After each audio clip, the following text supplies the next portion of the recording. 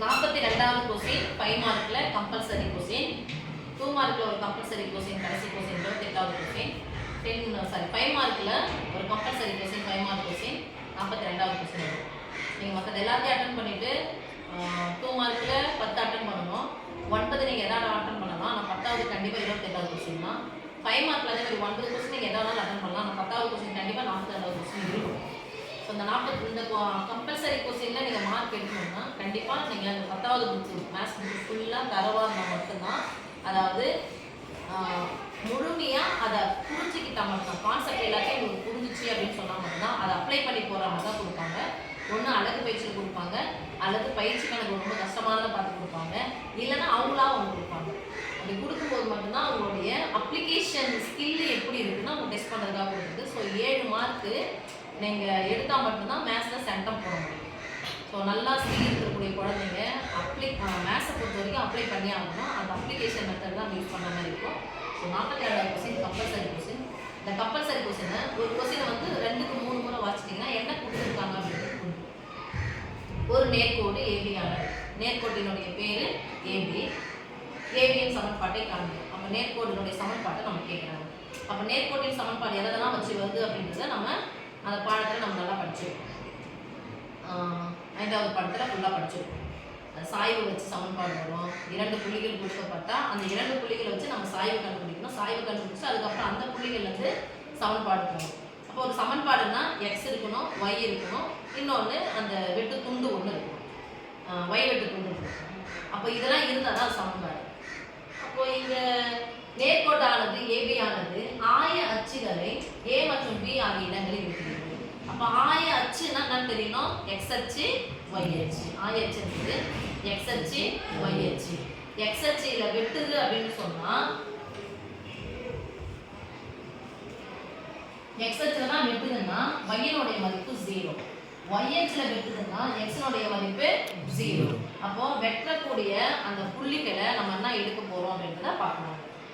அடுத்து இன்னொரு கொடுத்தாங்க ஏபியின் மையப்புள்ளி. அந்த நேர்கோட்டின் சமன்பாட்டை கேட்குறாங்க, ஆனால் அதனுடைய மையப்புள்ளி எனக்கு 2 புள்ளி எதுவும் தெரியாது, ஆனால் அதனுடைய மையப்புள்ளியை கொடுத்துட்டாங்க.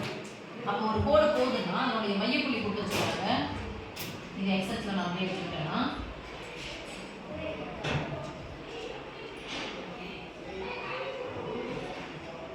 எக்ஸ் அச்சு, ஒய் அச்சு 1 2 3 4 5 அப்படியே எடுத்துக்கலாம். மையப்புள்ளி 2க்கு நேரா 3ன்னு சொல்றாங்க. இதான் இதனுடைய மையப்புள்ளி. இது வெட்டுதுன்னு சொல்லிட்டாங்க. எதை வெட்டுது? எக்ஸ் அச்சையும் ஒய் அச்சையும் ஆய அச்சுகளை வெட்டுகிறது. அதாவது என்னுடைய மையப்புள்ளி சொல்லிட்டாங்க, ஆய அச்சுகளை வெட்டுதுன்னா எக்ஸ் அச்சையும் வெட்டுது, ஒய் அச்சையும் வெட்டுது. அதனுடைய மையப்புள்ளி 2,0. கண்டிப்பா அந்த கோடானது மையப்புள்ளியின் வழியா தான் சென்றாகும். அப்ப மையப்புள்ளியின் வழியா போச்சுன்னா சும்மா போடுறேன்.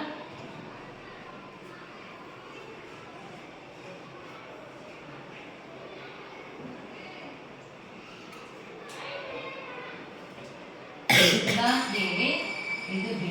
மிஸ் புள்ளி தான் இங்கே வந்துருச்சு அப்படின்னு சொல்லிட்டு நீங்கள் கேட்கக்கூடாது. எக்ஸ் அச்சில் வெட்டுதுன்னா எக்ஸுக்கு மதிப்பு இருக்கும், எனக்கு தெரியாது அந்த புள்ளி என்னன்னு தெரியாது. அப்போ ஏ, 0. ஒய் அச்சில் வெட்டுதுன்னா எக்ஸ் மதிப்பு 0 இருக்கும், ஒய்யை அந்த 2 புள்ளியும் தெரியாது, அதனால எடுத்துக்கிறோம் பின்னு எடுத்துக்கிறோம். இப்போ இந்த 2 புள்ளி இதோடைய மையப்புள்ளி. அப்போ மையப்புள்ளிக்கான சமன்பாடு நமக்கு என்னன்னு தெரியும், பார்க்கலாம் என்னன்னு தெரியும். முதல் புள்ளியும் x1 + x2/2 = முதல் புள்ளி, y1 + y2/2 = ரெண்டாவது புள்ளி.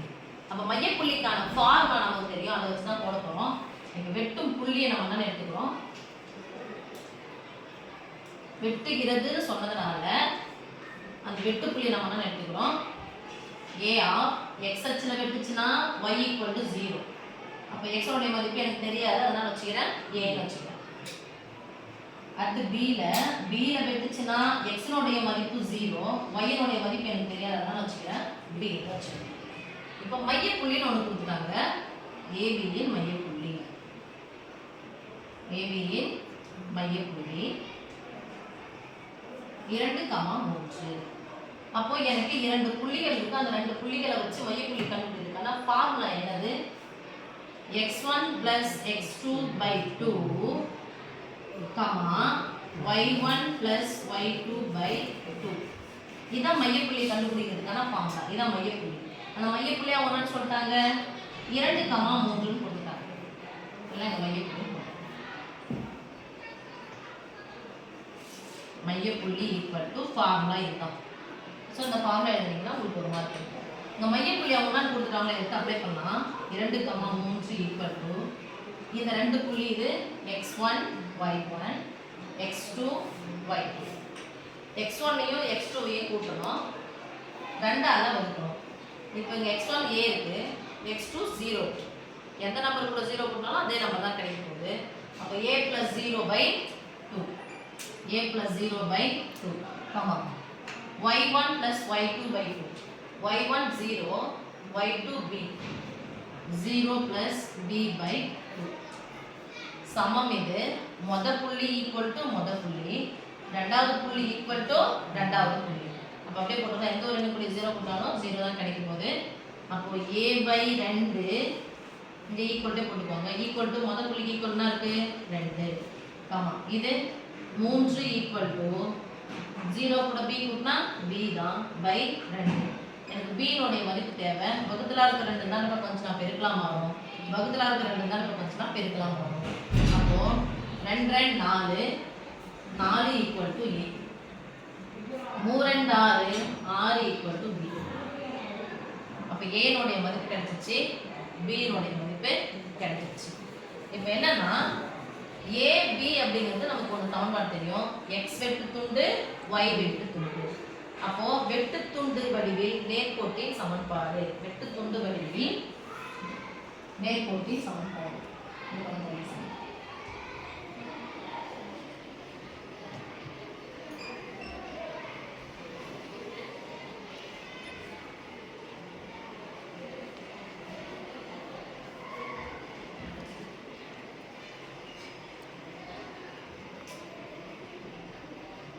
அப்போ நேர்கோடு அப்படின்னு எடுத்துக்கிட்டாவே x இருக்கணும், y இருக்கணும், y வெட்டு துண்டு இருக்கணும். அப்போ x இருக்கணும், y இருக்கணும், y வெட்டு துண்டு இருக்கணும். அது y வெட்டு துண்டு எப்படி இருக்கணும்?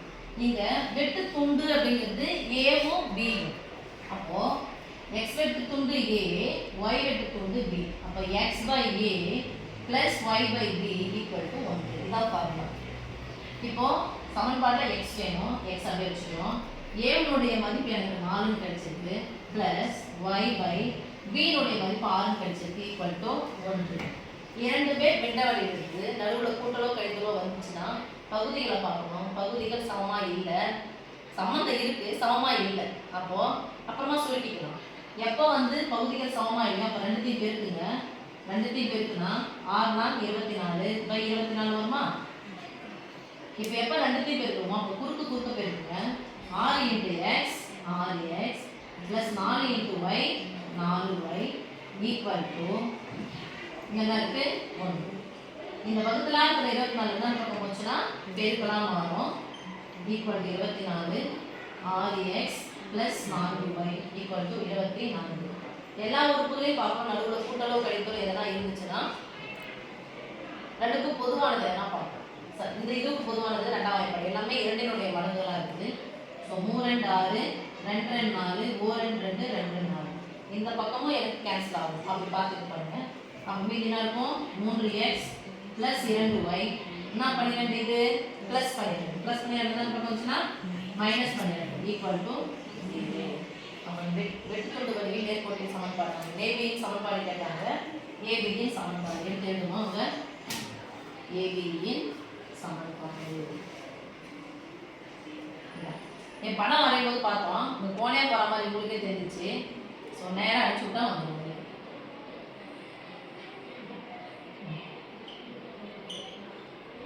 இந்த இதுவும் சமமாக இருக்கிற மாதிரி தெரியும். படம் வரையும்போது இங்கே பீனுடைய மதிப்பு 6ன்னு தெரிஞ்சிச்சு. இந்த கோணையாக போட்டது இங்கே 4ன்னு தெரிஞ்சிருக்கும். இதை வச்சு கூட நம்ம போட்டுருக்கலாம். இதை 6 வச்சு இதை 4 வச்சு போட்டுருக்கலாம். டக்குன்னு சொல்கிற மாதிரி ஆகிடும். இது குரூப் எக்ஸாமில் நீங்கள் இந்த மெத்தட் யூஸ் பண்ணலாம். ஒருவேளை பெரிய நம்பராக கொடுத்தாங்க மைனஸாக கொடுக்கும்போது ஒரு சில இது கன்ஃபியூஷன் வரும். அப்போ அது அக்யூரேட்டாக போடும்போது மட்டும்தான் தெரியும். ஸோ 5 மார்க்கில் அது மாதிரி போட்டிங்கன்னா நமக்கு கண்டிப்பாக மார்க் தர மாட்டாங்க. ஸோ இது ஒரு ஃபார்முலாவுக்கு இது ஒரு மார்க் தருவாங்க, இந்த ஃபார்முலா இது ஒரு மார்க் தருவாங்க. மீதி எல்லாம் இதை கண்டுபிடிக்கிறதுக்கு